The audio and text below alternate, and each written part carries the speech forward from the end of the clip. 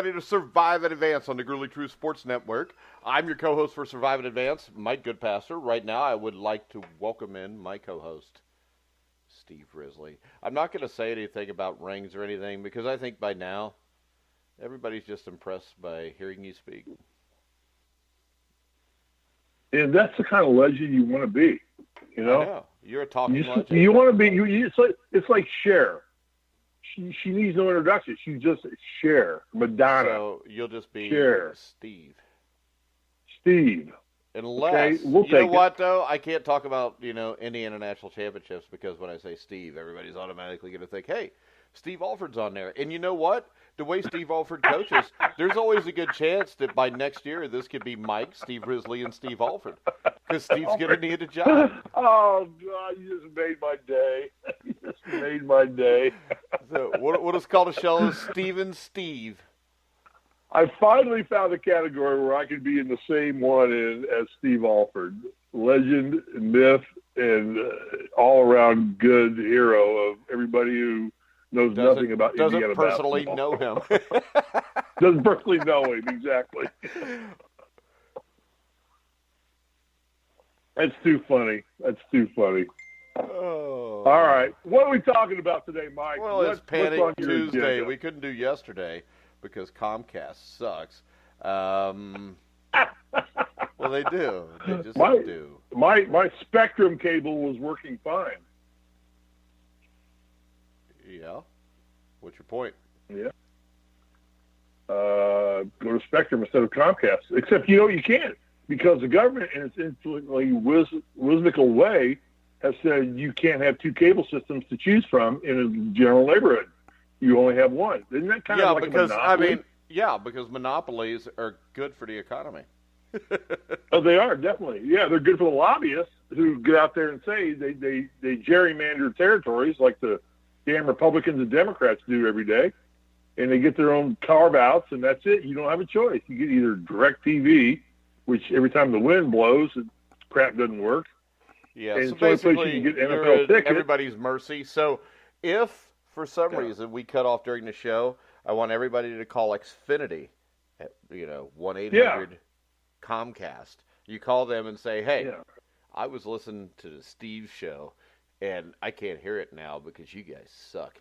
All right, talking about people that suck, we're going to start off with the top with the Cincinnati Bengals, who battled the New Orleans Saints.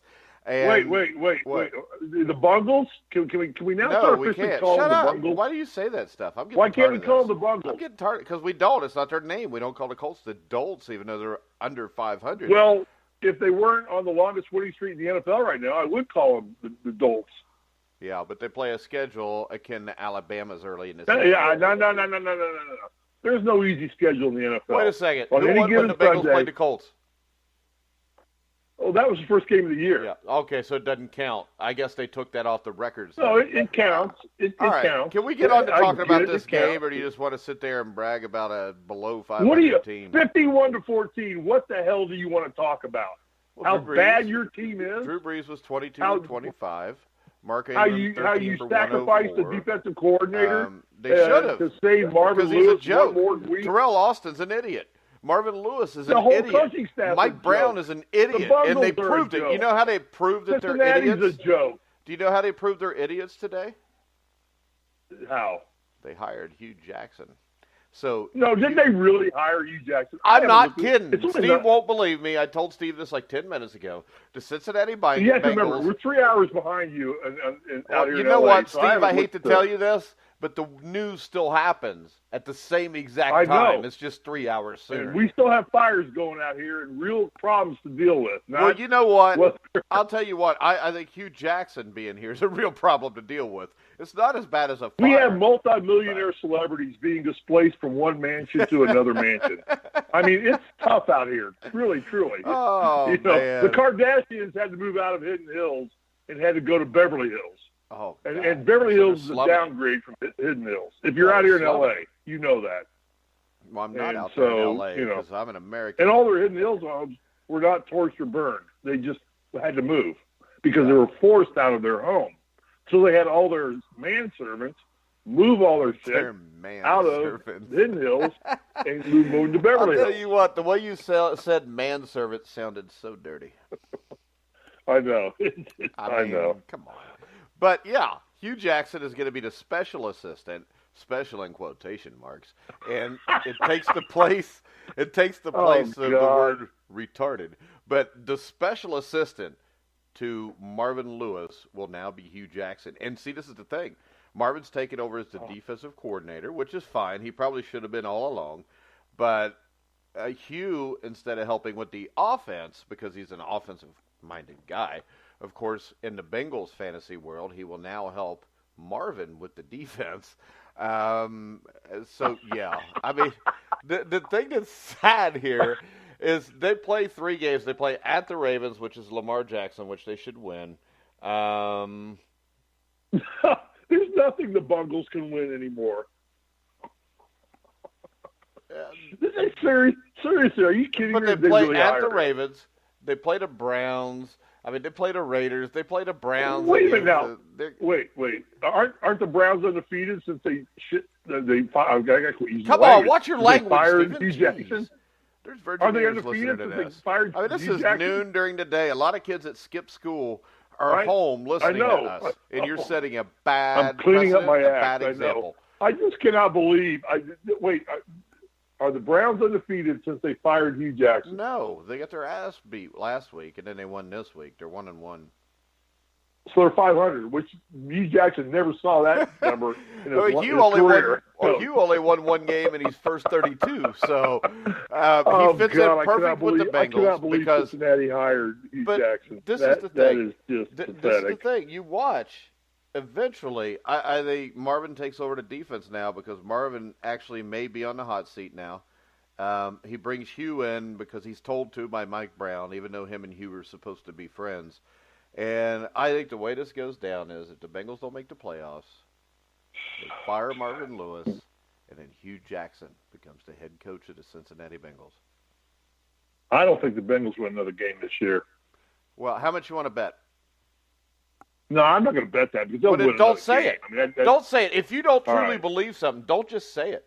I mean, you said it. Stand by it. Yeah, you're right. I should. Who do they play? Let me see. Who do the Bengals play the rest of the year? Our bet is $1 million, and everybody heard it. And the Bengals just need to win one. Bengals hired Hugh Jackson. Oh, that is the second dumbest move in the NFL this year. The first is Jerry Jones not firing Jason Garrett. But the Cowboys won. So since you brought that up, let's go to the Cowboys. Well, let's talk about the Bengals first. Well, why? I thought we just talked about the Bengals. No, I don't talk about the Saints running up 51 points on their. They didn't run it up. I thought they backed off and showed some decorum in the fourth quarter. It could have been a lot worse than what it was. And the thing that was amazing is Marvin Lewis sucks. Because if you watch the game, he just does. He's pathetic. He's a miserable human being and coach. And I know everybody says, oh, he's a great guy. I don't think he is. I don't buy that crap for 1 second. Joe Mixon, 11 carries for 61 yards. The problem is in the first 2 drives, he ran the ball 6 times for like 35 yards, which by my Indiana State calculations is almost 6 yards per carry. Now, the rest of the game he carried the ball 5 times. Is that measured in bushels or the rest of the game, he carried the ball 5 times for 25 yards, which is 5 yards per rush. Now, the problem is they scored right away. They came out, they drove down. They got a penalty on 4th and 1 at like the 40-yard line, which made it 4th and 6, and Marvin punted. Now, when you're playing the Saints and you've got the Bengals defense, you don't punt. At 4th and 6, you go for it. Especially the way the offense is moving it. Because once you fall down 21-7 to the Saints, you're done. We know that. The Rams did it, and the Rams were done, and the Rams are infinitely better than the Bengals because their coach is not an idiot. But when you look at it... Mike, do you see this is a pattern? This is a pattern. Yeah, because he's an idiot. For Cincinnati. He's an idiot. He's an idiot. Dalton's 12 for 20 for 153 yards, 2 INTs. I mean, this is a pattern for this football team. Every season, they start off great. They come out and give you hope. That is not the pattern you're missing. Snatch it right out from under you. The pattern you're missing is this: they beat teams that aren't very good, and they lose to really good teams, and they usually lose really bad. But the thing that has saved Marvin Lewis's ass in his 18, 500, 300, however many years he's been here, the thing that saves his ass is there's a lot more mediocre and bad teams than there are good teams. So he gets to the playoffs. Yeah. And then when you get to the playoffs, you're playing all good teams. And then you lose every time. You know the two best things about the Bengals? One, here's my opinion. One, they have an outdoor stadium, which is cool. All football teams should play outdoors. Football should not be played indoors. And I hate the Colts because they play indoors for that reason. You hate the Colts. All right, because you were supposed to be a Colts fan. No, I hate the Colts organization for having a dome stadium and never opening the roof. I hate the Bengals organization because they're all stupid. But go ahead. Anyway, and they have the Bengals. And the Bengals are some of the finest cheerleaders in the NFL. Really? Have you ever seen close-up pictures of the Bengals? I'm not going to go there either because I have the Bengals. And I'm sorry, I still think this. A grown woman that puts on a cheerleading outfit and dances around and cheers in front of 60,000 people has got issues. Okay. Well, I mean, this is the thing. If they're doing it and they're making like $5,000 a game, I understand it. But when you're making $50 a game. No, they're making $50 a game. Yeah, and in Cincinnati, I mean, you're freezing your ass off for over half the season anyway. So they're just stupid. So what I get to say is this. If you're an adult woman and you want to be an NFL cheerleader, you've got issues. Find a dome stadium. Yeah, find a dome stadium where they'll pay you $5,000 a game, and then it makes sense. So. Or, yeah, whatever. Yeah. So, Drew Brees, 22 for 25. This guy, what about Drew Brees? Is he the best quarterback in the NFL right now?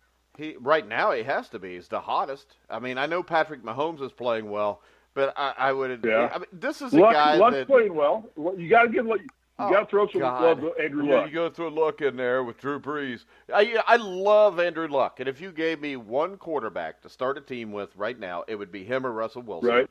But they're not Drew Brees. Who? Andrew Luck or Russell Wilson? Yeah, because they're under the age of 30. They've got most of their career still ahead of them.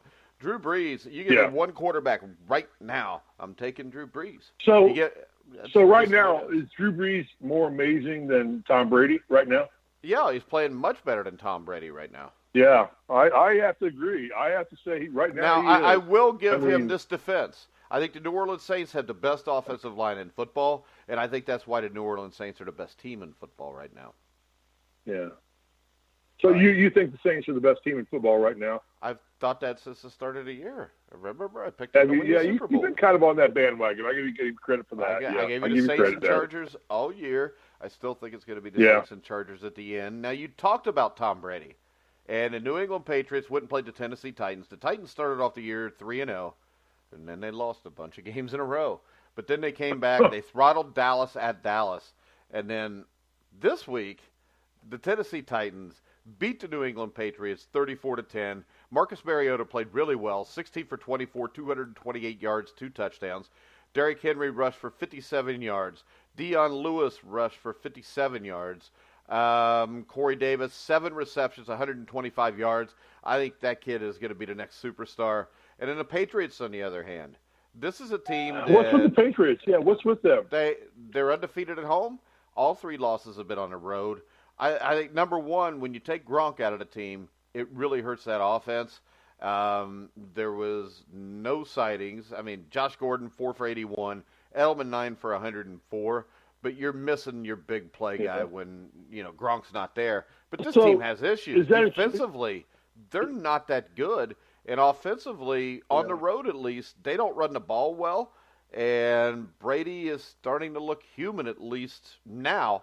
Now, I completely understand that the Patriots season doesn't start till January, especially since they're in the AFC East. And they've kind of clinched a playoff spot just by, their plane not crashing. Right. But I think there's huge issues because right now with 3 losses, it looks like, number one, in the playoffs, they would probably have to go to Kansas City.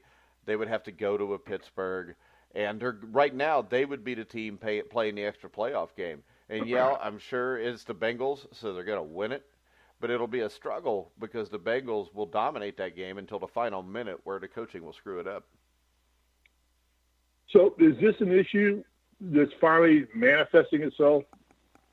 I think the between biggest Brady and biggest, Belichick? No, I just think because Brady did not look happy. Brady looked kind of out of sorts. Well, he's getting his ass kicked, so you're going to look out of sorts.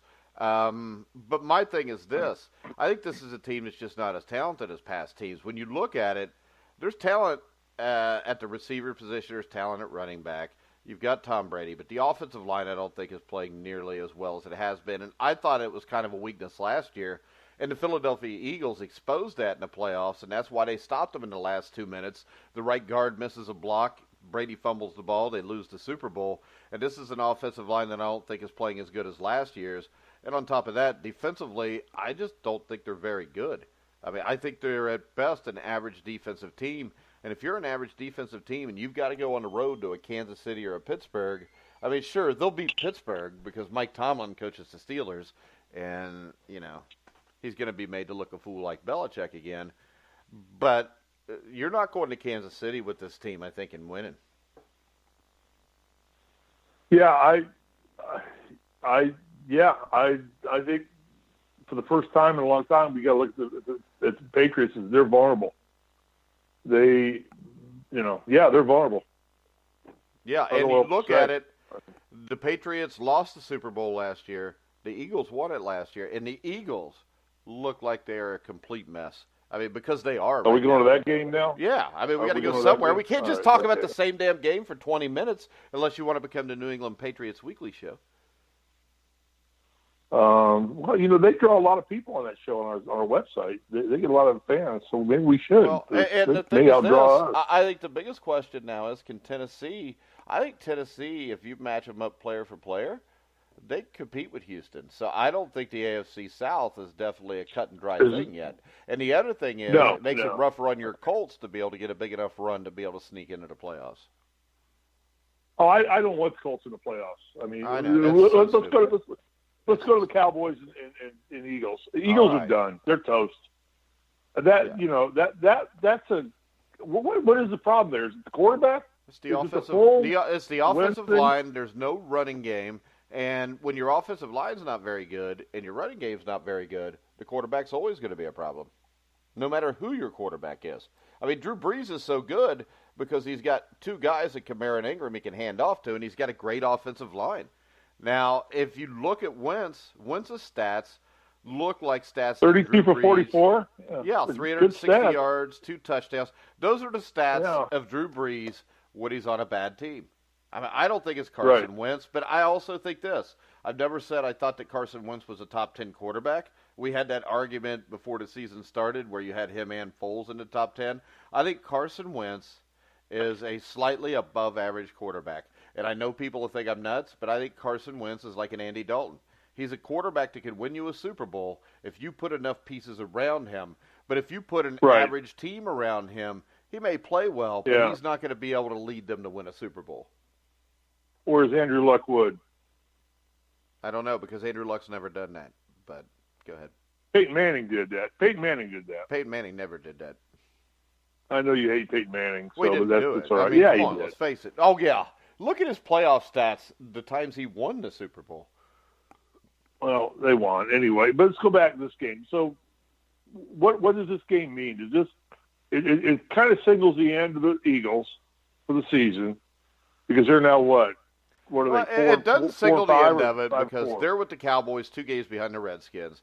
I still don't buy the Redskins. I don't think they're totally dead, but I think it's getting real close. I mean, they're going to have to go on a streak now. But then does it? What does this do to the Cowboys? They got the same record. They got the same record as the Eagles.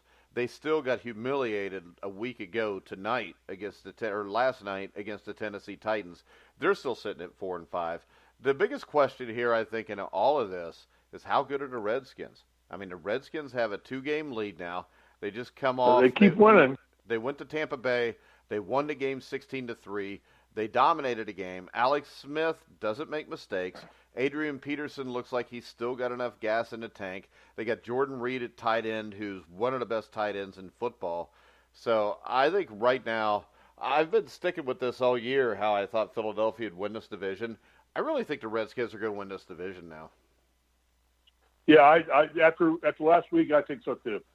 I just think and for the first time in a long time, generally you get 2 teams out of this division in the playoffs. I don't think it's going to happen. No, there's no way it happens this year.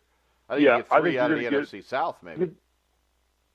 Yeah, but you're not going to get 2 out of this division. And generally, you get 2 teams out of this division. Usually, it's the winner and somebody else, but you're always counting on 2 teams coming out of the AFC East. I don't think so, Steve. And it's been a while since that's happened. Has it? Okay. I don't think it's consistently happened. I think it consistently happened in like the 80s. But 80s, you're really old. You're probably right. I can see why you think that, because I'm almost as old as you, and I still think the 80s were not that long ago. And Ryan Fitzpatrick, how about this? Ouch. The Bucs only scored 6 points. Ryan Fitzpatrick was 29 for 41 for 406 yards.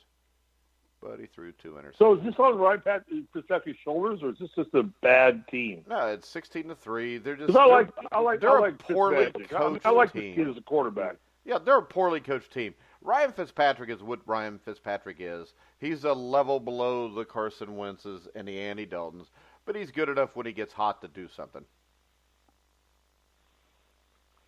But yeah. So when I look at this, one of my other biggest questions is this. Are the Chicago Bears last year's Philadelphia Eagles? I mean, they come out, they beat the I'm telling you what, they're Lions, looking like it, aren't they? 34-22. They are looking like it. Yeah. Mitchell Trubisky's been on a roller coaster ride of his season, and he had to play better, and he did. They had a healthy Allen Robinson, 6 catches for 133 yards.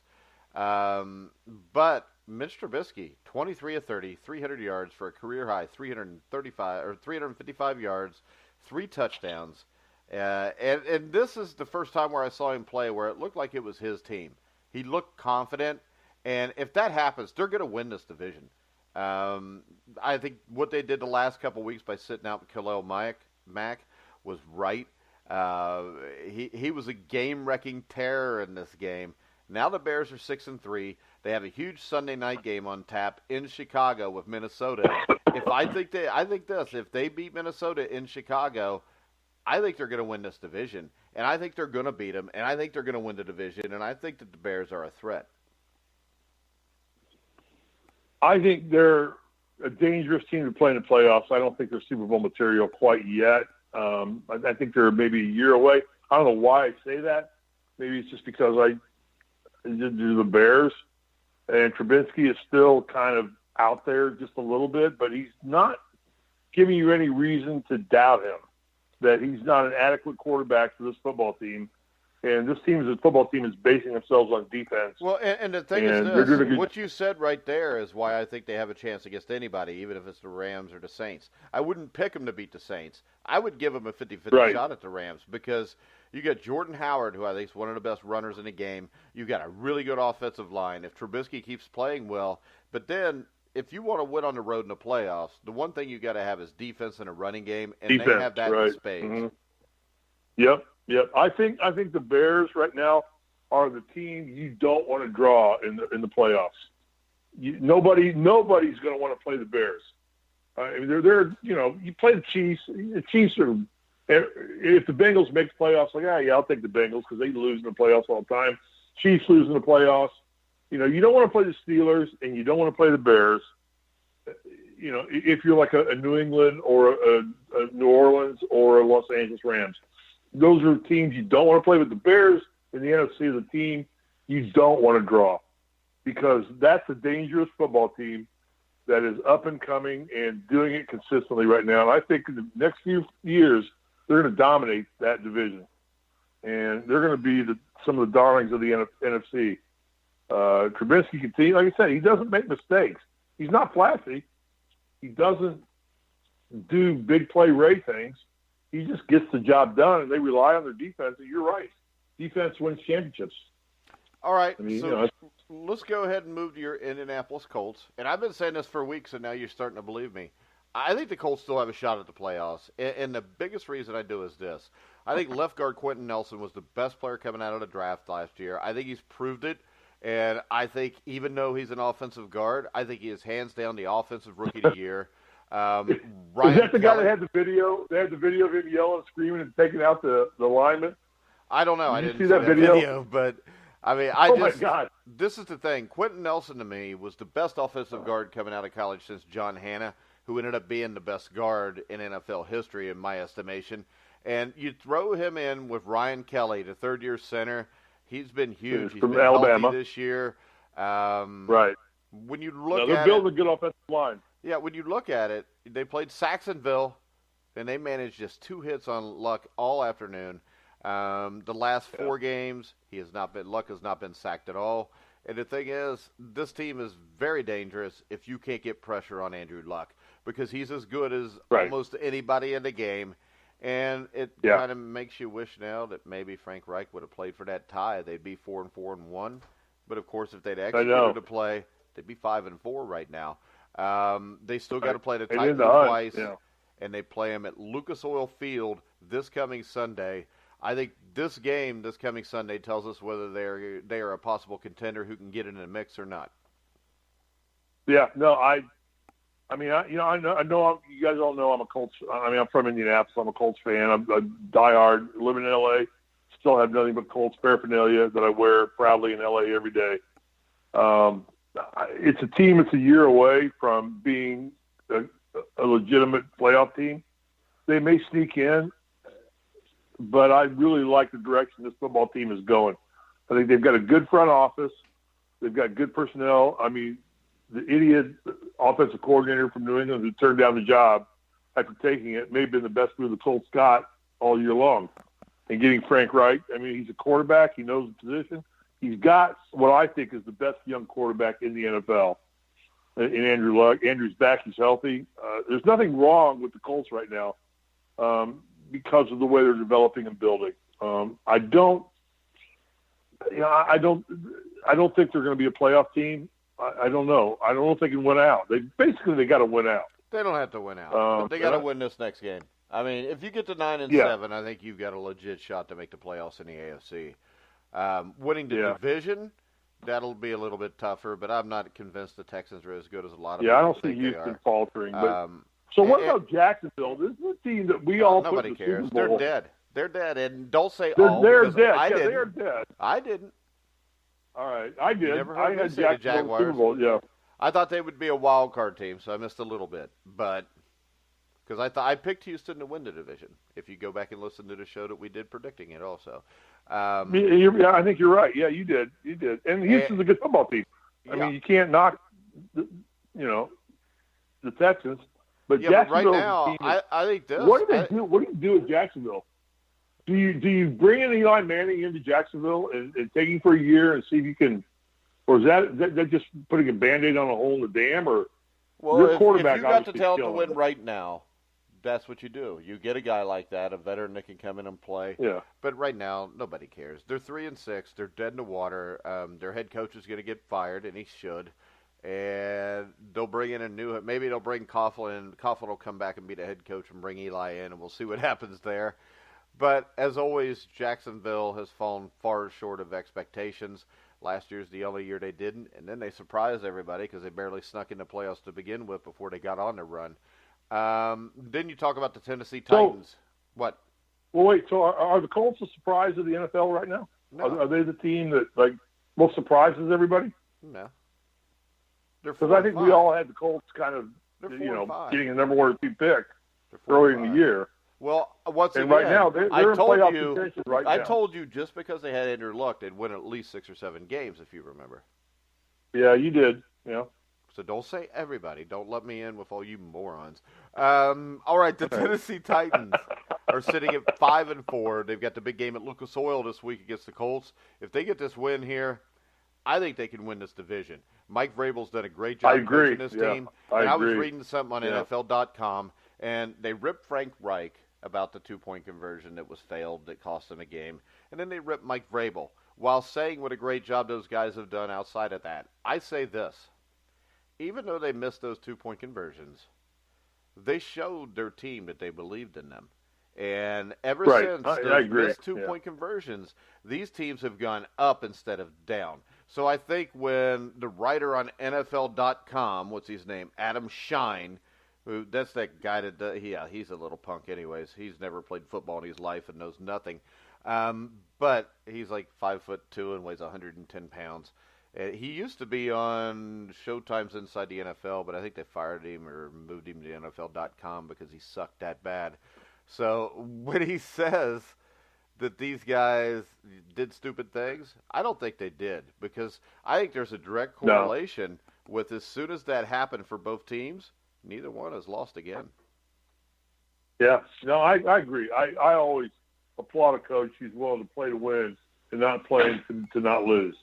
I think that's something that Coach Knight used to always instill upon us in Indiana, was we play to win. We don't play to not lose. And there's a major chemistry difference there and cultural difference there when you get that culture in your mindset. And I think I agree with you entirely, Mike, that when you get at a coach, it's like, dude, we're going to go for it every time. If we lose, we lose. But we're not going to sit here and just go for a tie and try and hope we can win in the playoff. We're going to win this game outright, or we're going to lose it outright. I appreciate that. And I think the game of the week next week is going to be Colts at Tennessee, or Tennessee at the Colts. You're out of your mind. I think that's going to be the most You are so freaking nuts. Why would you say something like that? Because I think it's going to be a great football game. So you think that's the biggest game of next week? What's bigger? What game is bigger? Rams Chiefs? They're both 8-1. That's a made-for-TV game. The Rams are going to blow them out like there's no tomorrow, because the Chiefs can't play defense. They can't handle the Rams' offense. And the Chiefs are a fabricated team based on a quarterback who can throw the ball out of his ass, and they put up points. They can't guard anybody, and they're not going to be a factor in the end. We will see. I mean, Pittsburgh will eat those guys up. The way they did when they played in Pittsburgh and Kansas City put 42 on them, it'll be just like that, huh? Yeah, well, that's not going to happen again, trust me, because Pittsburgh is playing out their butt. Yeah, Pittsburgh's awesome. Yeah. No, I'm just telling you, there are teams, there are horses for courses. And there are teams that rise to the occasion, the Patriots and the Steelers. The Steelers? That rise to the occasion in the playoff time. The Steelers haven't been in a Super Bowl in like 7 or 8 years, so I don't think you can really put them in that. And they haven't won one in almost 10. Like I said, they're like the Bears. They're a dangerous team. That trust me. So the Steelers are like the Bears. The Bears haven't won a Super Bowl since 1986 or 85. Okay, so what history doesn't mean crap in the NFL? You just brought up history because you brought up the Patriots, and you said that it only matters what happens when you're down, and that's what teams like the Steelers and the Patriots do. It's just not for the Steelers because they can't beat the Patriots. And I'll tell you this, the Kansas City Chiefs will probably beat the Rams because the Rams' defense has not been very good. They gave up 31 points to Russell Wilson the other day. Russell Wilson's a great quarterback. They gave up 45. Okay, so Russell Wilson's a great quarterback. Patrick Mahomes is a joke, right? Because they're going to shut down Patrick Mahomes when they couldn't shut down Drew Brees or Russell Wilson. And yes, I'm not saying that Patrick Mahomes is as good as those guys, but he's done that to everybody he's played so far. So what are you saying? What are you saying then? I'm just saying. No, Mahomes is not as good as Russell Wilson. No, he's not. He's not that good. I mean, right now he is. And until he's not, he is. So what game are we talking about now? Are we talking about? Let's talk about the Chargers. I mean, because I think there's a big time different feel to the Chargers. I mean, Phillip Rivers is 36. Flying under the radar screen. They're just out there doing it. I hate they're winning football games talk quietly. And you just keep talking because you don't know when to be quiet. But they've got Melvin Gordon, who's a bona fide star also. They're on a 5-game hot streak, which is a longer winning streak, I think, than the Colts have, since the Colts have only won 4 games this year. But you said the Colts had the longest win streak in the NFL. You were wrong again. I made that up. I know you did because you're full of crap. And the thing about the Chargers is Joey Bosa's not even back yet. They beat the Raiders 20-6, which everybody beats the Raiders, which doesn't mean anything. Okay, everybody beats the Raiders. Yeah, I mean, but most people give up 13 against them. They don't hold them to 6. But I think this is a team that in the long run could be better than the Chiefs. Once everybody. I think they are better than the Chiefs. Yeah, I think they are. Well, obviously, because you think the Chiefs suck from talking to you. No, I don't think they suck. I just think I know. Said that. You said that they were a fabrication. What's a fabrication means? It means a figment of the imagination, something that is not real. Yeah. Well, Andy Reid has pretty much a bad history of playoff record in the NFL. He's a good coach. Liked the guy a lot. He puts good programs together. But he's kind of like the Marvin Lewis of the playoffs. The dude can't No, win. he's not. There's nobody like Marvin Lewis. Nobody. Give me a break. Andy Reid's been to a Super Bowl. He's won playoff games. That's not like Marvin Lewis. Hugh Jackson. It's not like Hugh Jackson, because Hugh Jackson can't win a regular season game, Steve. Just stop. Steve, just stop. You're digging your ditch bigger and bigger. Jeez. All right. Back to the Bengals. Back to the Chargers. I like the Chargers. That a hell of back to the Bengals. The now, Bengals. the one thing we did see, I think with the Cleveland Browns this week, number one, I did not think they were going to beat the Atlanta Falcons, especially by double digits. No. And Cleveland's rookie signal caller, Baker Mayfield, who, when the draft happened this year, and we did a show after the draft, you said it was a stupid pick. Yeah. Okay. And I told you what? I said he's the best quarterback in the draft. Okay. As long as you admit it. It's more fun when you fight it, though. But Mayfield completed all but 3 of his passes while posting 3 touchdowns, a passer rating of 151.2. And right now, the one thing is this. I think this Cleveland head coaching job in the offseason becomes a really attractive job just because of Baker Mayfield. I agree. If I was the guy from the Jets, who's the Bulls? Who's the head coach of the Jets? Bulls. Yeah, I'd be moving to Cleveland as fast as I can get there. No, you wouldn't. I like seeing him coaching there. Actually, my regional office was in Cleveland. I'd go up there every month. Yeah, so you know how bad it is. No, it's not that bad. I mean, it's nothing wrong with Cleveland. I don't know. I'm not going to piss on Cleveland. I'm not going to piss on Cleveland. Everybody else does. Well, I'm not going to. That's a football team. I'm happy to see this team do good. I'm happy for the Browns fans. I'm happy for Baker Mayfield. You know, he is a legitimate deal. If he's not Rookie of the Year in the NFL, it's a joke. I don't think he should be. I think Quentin Nelson should be. Do you really? Yes, I do. Yeah, I don't know. I think Baker Mayfield had a bigger hole to dig out of. But it doesn't matter because without people like Quentin Nelson, Baker Mayfield wouldn't be able to dig out of holes. And my thought here is this. I mean, Quentin Nelson is the best guard in football. That's saying a lot after like half a season. And who's the GM for Cleveland? I don't even remember. He's an Do we know? Though. I don't remember. Yeah, I don't remember. Well, he drafts Nick Chubb too, and Chubb runs for 176 yards. I mean, you got Mayfield and Chubb. Oh, man, I tell you what, I think the Browns they finally got something done right.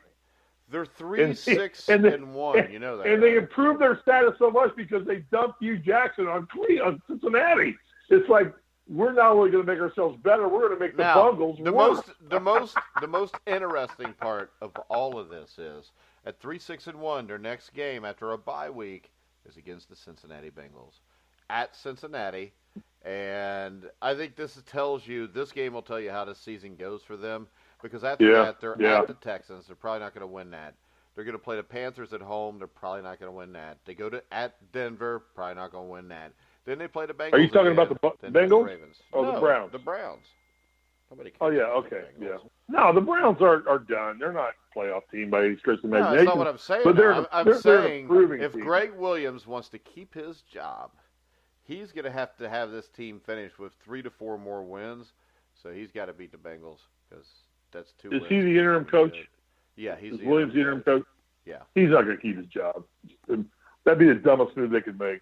Well, they need to bring somebody in there big. So would it be stupid? Wait a second. What if they end 9-6-1 and make the playoffs? I'd go pay Gruden $150 million and draw him away from Oakland right now. So if they were if they don't lose another game and go 9-6-1 and make the playoffs, you'd still fire him. Yeah, well, they're not going to do that. So you don't know that. You said question. Under no circumstances would you bring him back. I just gave you a circumstance. No, that's a circumstance I don't think is a realistic circumstance, Mike.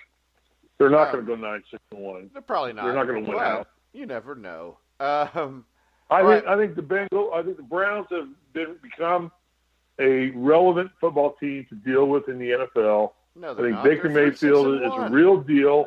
Nick Chubb's they've got a good backfield. They need to shore up some other parts of their game, but they're on the right path finally after how many years of being on the wrong path. You're on the right path. Tell me who they pick as a coach, and I'll tell you whether they're on the right path or not. So what about Atlanta's coach? What's his name? Dan, who's his Atlanta coach? Dan Quinn. What? Dan Quinn. Is he in trouble? Is he done? I think they should have fired him after the Super Bowl when he didn't run the clock out. But I think he's a good football Falcons are toast, but they're done. Falcons lost. They're done. They're not done. They still got enough talent to win out, but they won't. So, yeah. I think Dan Quinn is in serious trouble. I think if he goes 9-7, he might be able to keep it. Matt Ryan's the most overrated quarterback in the NFL next to the idiot from Baltimore, Flacco. Guys are overrated quarterbacks. No, he's not. Joe Flacco's overrated, huh? Yeah, I think he is. You're nuts then. Because, see, the people that usually think that are people that aren't very bright. They're just fans. Look at Joe Flacco. He's won a Super Bowl. He's won a Super Bowl. Yeah. I think if you look at his You ain't Peyton Manning and he won a Super Bowl. He got to 2 Super Bowls. You want to compare the numbers? You want to compare the numbers to Joe Flacco in the Super Bowl and Peyton Manning in the Super Bowl? Because Joe Flacco, I know. And you've got 1 ring for Flacco and a ring for the Colts defense and a ring for the Broncos defense. And didn't Flacco kind of back into that ring? Did he kind of like inherit that job halfway through the season or something like that? Or what the hell are you talking about, Steve? He inherited his job? Joe Flacco was the starter from day 1 when he was drafted. Okay. I mean, Joe Flacco has been the starter since day 1. He didn't inherit the job from anybody. He's been the starter for 10 years. Matt Ryan's overrated. Dan Quinn's overrated. The Atlanta Falcons are Matt Ryan's overrated. Done. Yeah, okay. Yeah. Matt Ryan's overrated. I just find it sickening when somebody says that, Joe Flacco inherited his job. Joe Flacco started every year for a decade. Well, he's not starting every game now. Well, no, he's hurt. It wasn't like they benched him. Yeah. All right. They should.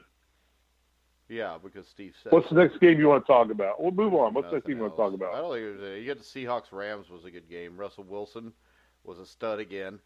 17 for 26, 176 yards, 3 touchdowns. Rashad Penny looked like the guy they expected to get with a first-round pick. 12 carries, 108 yards. Seattle is a good football team. They're better than most 4 and 5 teams. I don't know if they're the best 4 and 5 team the way you think, but I think they're up there. When you look at the Rams, Jared Goff again, 28 for 39, 318 yards. They do lose Cooper Kupp for the season. Brandon Cooks, 10 catches, 100 yards. Todd Gurley, 120 yards. So the thing I took away from this is this. The Rams defense, they got like $1 billion defensive line that is not producing at that rate. And if they don't start to produce at that rate soon, I don't think that they will get out of the NFC because I don't think they're going to be able to handle a team like the Saints because if you can at least slow Drew Brees down, Jared Goff's not going to outscore him. I think it depends on where they play the game. I don't think it matters. I think that has a lot to do with it. I know, because you know what? Every week somebody says that about the Saints. They go to Baltimore and win. They go to Cincinnati and win. Yeah, I know. And the thing New Orleans is is a special team right now. Again, the Ravens are a 4 and 5 team. The Bengals are a 5 and 3 or 5 and 4 team now. And it's not like they were going in and blowing out the Raiders on the road. I mean, those were teams that people thought were good. No, I agree. But I shout out to Russell Wilson, though, because I think he may be one of the 2 or 3 best quarterbacks in the NFL right now. It's sad that where he's playing right now for him at this point in his career, when he's probably at the peak of his career, and he's stuck with a team like the Seahawks, who just are, they're a dismal football team. Aside, they're 4 and 5, pretty much on his arm. Kind of like the Colts are 4 and 5 on Luck's arm. But I think that Wilson is just playing great football. What about Russell Wilson at Jacksonville? What would he do to that team? Well, there's a lot of quarterbacks. Hell, what would Jacksonville do if they had Andy Dalton?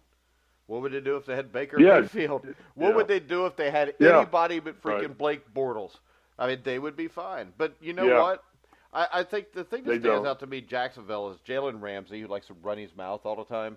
And it seems to me like people that run their mouths all the time invariably fail. Sound like me? Kind of.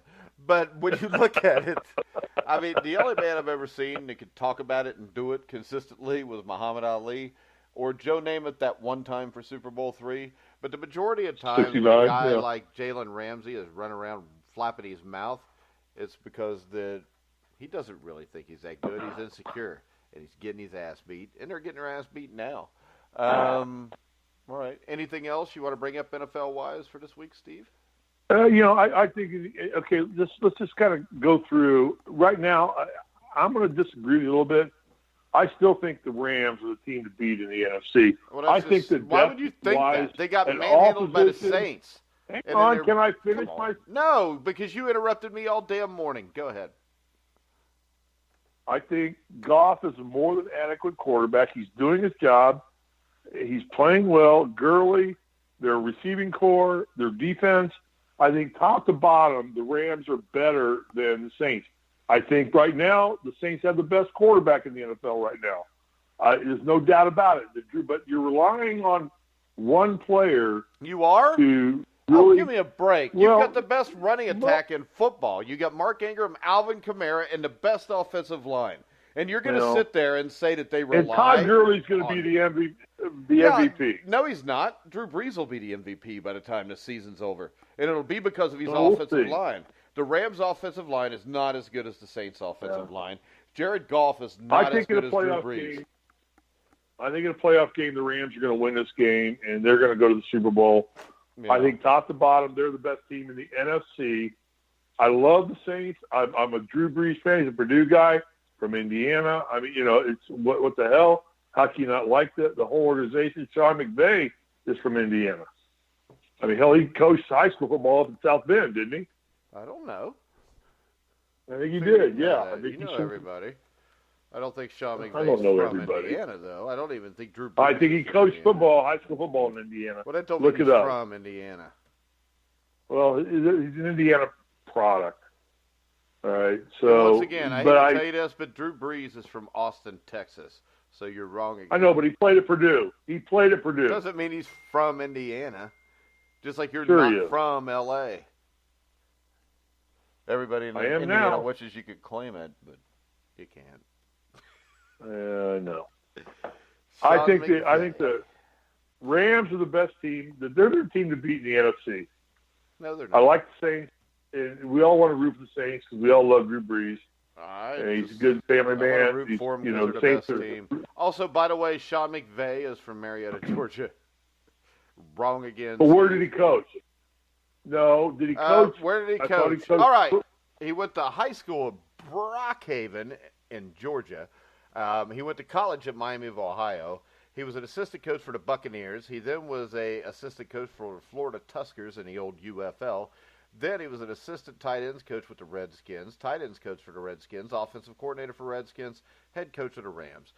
So I don't even think he's ever been to Indiana unless it was to go to the combine. Oh, I'm not talking Sean McVay. I'm talking who's the coach of the damn Saints? Sean Payton. Sean Payton. That's what I'm talking about. Are you claiming he's from Indiana? I think he's from Indiana. Do you? Look it up. Look him up. He's from California. Jeez. Where did he coach high school football? Oh, my God. Oh, jeez. Where did he coach high school football? Hold on. Let me look. Let's see if you could get one right before we get off here. Yeah, I know. Okay. Hopefully I can. Hopefully I can. He coached arena football for 2 years. He then went to San Diego State as an offensive assistant. He was the running backs coach at Indiana State. He was the running backs coach. All right. That's not coaching high school football in Indiana. All right, but he's coaching Indiana State. All right, he's from Indiana. He's got an Indiana tie to him. Yeah, he was there for about 6 months. There you go. You got it. Dude, when you get to be 59, your mind gets a little warped. And you kind of get old. You can't put everything together. You know what? I've talked to a lot of people that know you, Steve, and they all think that your mind was warped to begin with. Ouch. That hurt. But it's just true. And wait a minute. Let me ask you a question. So Sean Payton coached arena football, and he's now the coach of the best team in the NFL. Where the hell are you?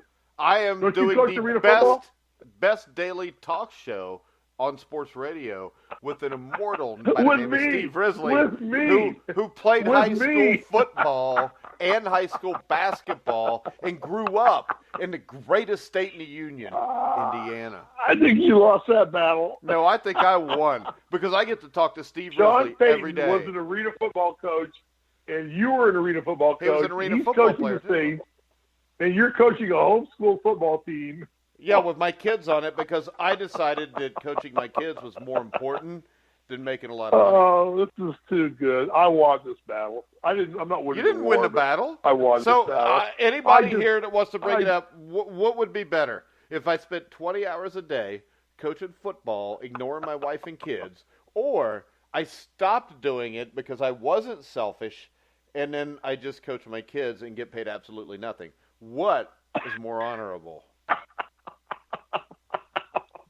You can't talk your way out of this one. I didn't have to. You talked your way into it, and you're dead wrong. No. So this is the thing, Steve. You and Sean Payton were both arena football coaches. Steve, when I was offered jobs higher up, I turned them down. Now, if I wouldn't have turned them down, your ass would be 59 years old with nothing to do but play golf. So really, basically, I saved your life. Thank you very much for that. I appreciate that because right now I'd be on the golf course if it wasn't yakking with you about the fact that Sean Payton and you were on equal playing ground at one point in time, and he's now one of the highest paid coaches in the NFL, coaching the best team in the NFL. And I'm on the what best are you doing? You're sports talking talk show radio shows. with me? I'm probably the highest paid talk show host there is. You can't win this, Mike. You're second. Mike, I don't want to win it because I think I won it because I think you just showed that you would care more about making money than you would your wife and kids.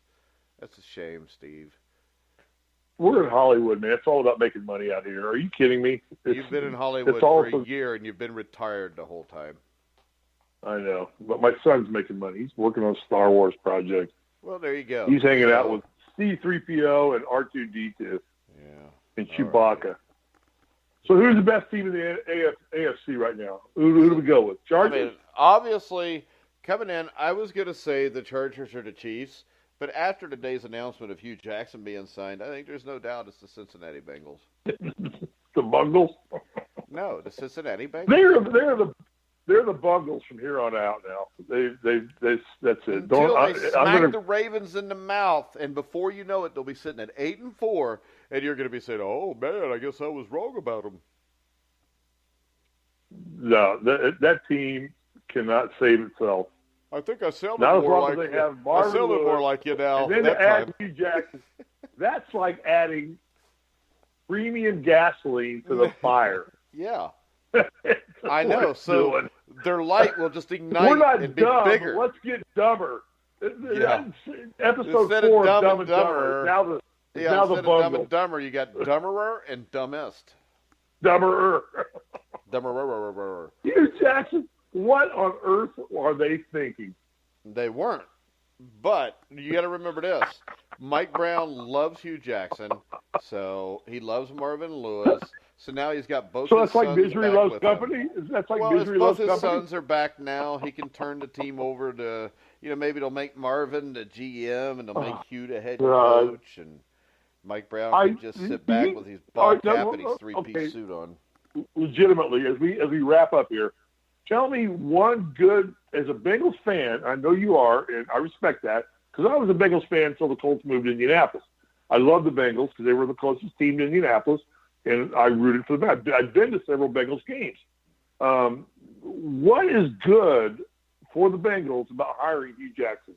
What is, seriously, legitimately, I won't give you any shit or crap or doo-doo. What's good about the Bengals hiring Hugh Jackson? No comment. I would say that, the unemployment rate in the U.S. will go down, so that's good. Okay.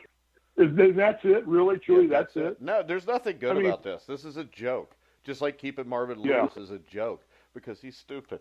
I think I brought this up earlier in the show, but he is. He's a moron. So as a respected coach and somebody, what was their motivation for hiring him? He's a yes man. He fits in, and eventually he'll be the head coach. So you think Hugh Jackson is going to be the next head coach of the Bengals? I don't know if he'll be the next, but at some point he's going to be the head coach of the Cincinnati Bengals, unless Mike Brown dies. Wow. Ouch. That's a shame. But if I was a season ticket holder for the Bengals, I'd be extremely disappointed. Oh, most Bengals season ticket holders are drunk, so it doesn't matter. It doesn't matter. Yeah, well, that's too bad. You have to be drunk to be a Bengals season ticket holder.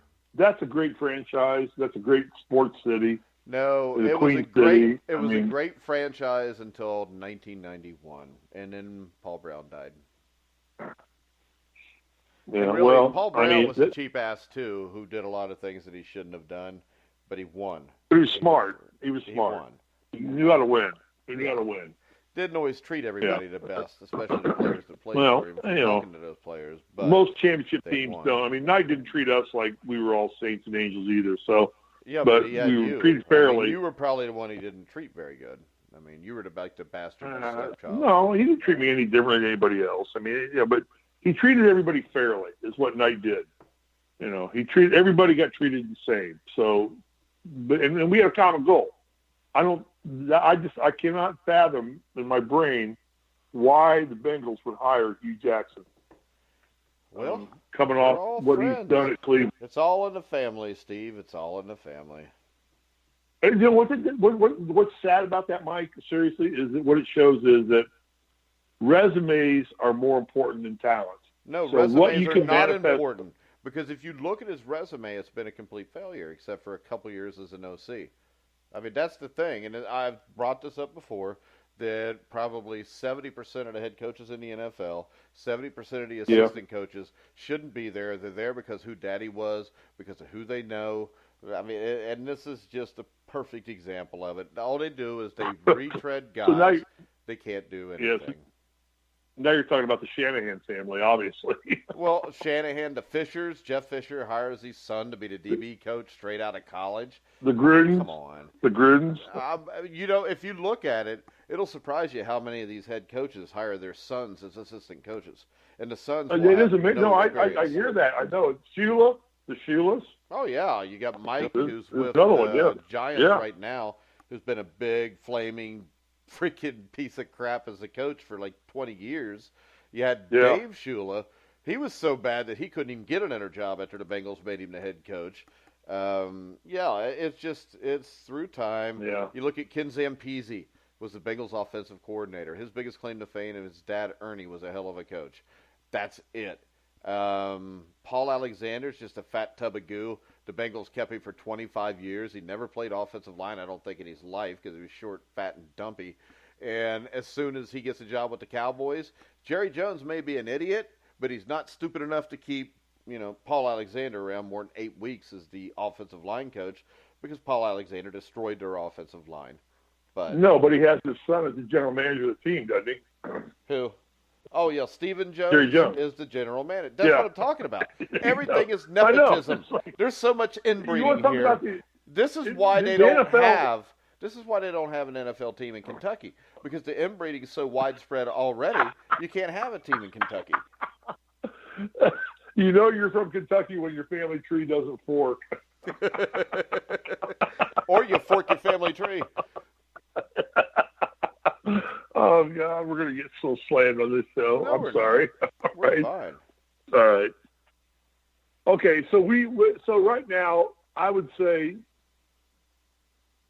if I'm picking today, I'm going Chargers and Rams in the Super Bowl. Who are you going with?